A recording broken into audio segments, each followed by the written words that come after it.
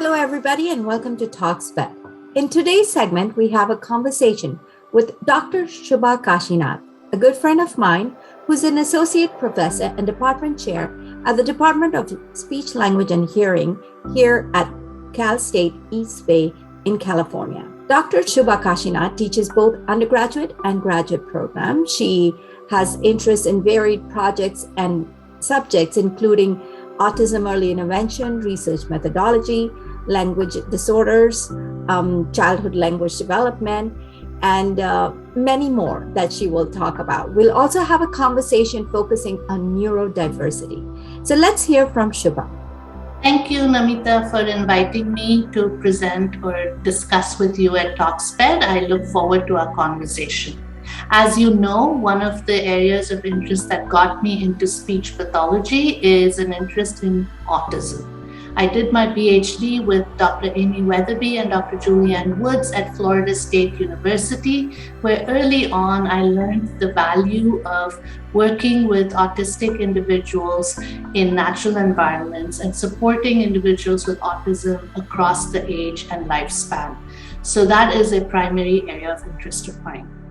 It is quite interesting, Shubha, and let's dive right into it, that I heard you use both the terms. You said autistic individuals, and then you also mentioned student with autism. So you know we are talking about this people first language a lot and neurodiversity. So can you share with our audience a little bit more about this use of different references? I intentionally used both versions of the terms that we use to reference autistic people in our conversations. I did that because there is an active and spirited debate going on right now about whether we should use identity first language or person first language. We as speech pathologists, as many other providers, are trained in person first language. This is common to education, and it is meant to emphasize the humanity of the person over the disability, which is why we might say a person with autism. However, a lot of disabled advocates prefer disability first language, so autistic individual, because it affirms the wholeness of the person and it does not imply that the disability is an add-on or a detraction from an otherwise normal person. And so by acknowledging that a disability is an innate part of them, we are affirming that they are equal participants in our society. And that is one of the main tenets of the neurodiversity movement. This idea that the neurologies that exist in the human spectrum are rich and varied, and there is no normal and there is no abnormal. Rather, we are all our own unique individuals. So well said, Shubha. And I do understand this. And I think a lot of us in the society are very familiar with this identity discussion with the deaf community. We've heard about the deaf culture and how it is important for them to feel that the deafness that they have is a part of who they are. So it sounds like even with autism, the more and more this identity message and the equity message is that identify where individuals are identifying it as their identity. And that is what we as community or as people who are around others with autism, we need to have a better mindset about how we refer to them and how we approach to them. So your message today is ask them and then definitely understand the identity that they prefer. Absolutely. And it's important to remember that we've got to start thinking about disability as being beyond impairment and suffering, right? We are not thinking about disability only from the medical model, where we're talking about how to address these deficits or how to help people overcome their impairments. Rather, the neurodiversity movement is really looking at disability from a social model, which says that in a society that is primarily created by non-disabled people, it it is really important to identify the challenges that disabled people face as not impairments within the individual, rather as barriers that they might face in society that wasn't really created with their voice in mind. And so as more neurodiverse individuals become part of the conversation, the easier it will be for all of us to jointly work together to create a more inclusive community.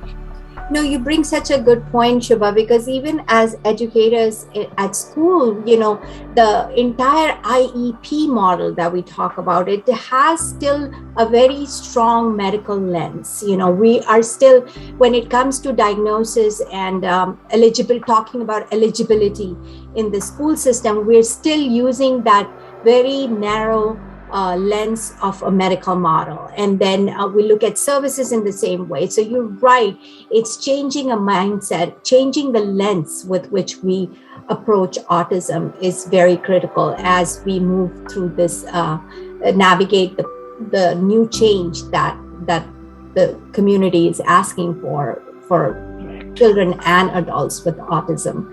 So thank you for highlighting it. And tell us a little bit more about some of the other projects that you're involved in. Sure. We know, and you know from your work, that early intervention is key. And the earlier we can start providing children and families with the supports they need, the more likely it is that the children will go on to succeed both in school and in adulthood. And so it has been a long-standing interest of mine to work with families using a family-guided model in natural environments. This is work that my mentor, Dr. Julianne Woods, inspired in me, and this is something that continues to this day. However, it is very hard to train speech pathologists of this model because it involves speech pathologists visiting homes and working collaboratively with parents and families. The pandemic offered an unexpected solution to this problem. We have been able to develop a mobile coaching intervention program where we provide early intervention services through Zoom and other teleconferencing applications to support those families who may not have access to qualified professionals in their communities or just may not have received the services they need to work with their child and to help their children learn and grow. And so this early intervention program, that is a early intervention program, is something that I have been excited to see emerge in our university, and one that I hope will continue beyond the pandemic as we start coming back to in-person services. Yeah, you're absolutely right. This has been definitely a silver lining through the whole pandemic. I think 18 months of not being in person and then seeing this collaboration between parents and teachers and students, it's been amazing to see how much the understanding has improved. It's a better level of collaboration and partnership between teachers and parents.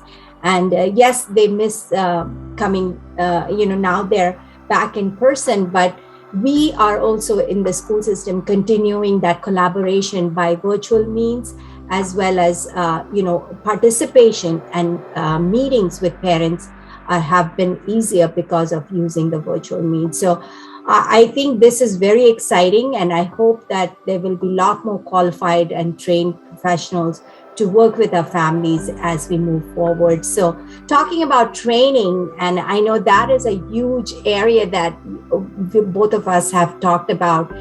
So share a little bit more about that, Shubha. Yeah, a large part of my work is overseeing the graduate training program here at Cal State East Bay. And so my interest from day one has always been, how do we help clinicians learn the skills that they need to use and do it in real world settings? So book knowledge goes only so far. And it's especially true when working with complex disabilities like autism. So a couple of years ago, I was awarded with a colleague in education psychology, Dr. Megan McCullough, I co-direct a project called Project Aspire. Project Aspire is aimed at training speech pathologists and education specialists, previously known as special educators, to work with kids and older students with autism, K to 12, so in the school settings. And the focus really is on research-based practices, interprofessional teaming and collaboration, and advocacy. So bringing their skills to bear in a community setting. I think this has offered many opportunities for us as a university to reach out to local school districts and agencies that serve autistic individuals and their families, and also for our students to learn not just from us as faculty, but from a wide network of mentors such as yourself. Thank you, Shubha. Yes, it was very encouraging. Recently when I was at one of the talks in at your school on inclusion, it was so enriching to hear the questions that the student have. And also this collaboration, like you said, brings in that bridges the gap that we see between research and clinical practice. So I really cherish that and hope we continue this work. Whether it's talking about the multi-tiered system of support, universal design of learning and inclusion. I know some parts of our country are far ahead, but in California, we still are, trying to figure out how to make all this work. So I really look forward to learning more from you, from the students, and how you're approaching it, and then coming together somewhere so we can all make a more better approach to the system and knowledge of, sharing and learning together about that will benefit our students at the end. So it's a win-win for everybody. I think this is such a unique opportunity, and we're glad to be able to have you guide these kind of projects and lead the research and bring those best practices to the real world. So thank you so much for doing all these wonderful projects. I wish you the very best and look forward to more collaboration in the future. Thank you, Shubha, for your time. Any last word for our audience today? Thank you for inviting me, and I will say to the audience, there is information. You just have to go seek it, and it's closer than you think. Feel free to reach out to your local university or colleagues who are very actively engaged in higher ed and research, so that we can provide our families with the best possible evidence-based practice that they deserve. So thank you, Namita, for this opportunity to talk about my projects. Thank you.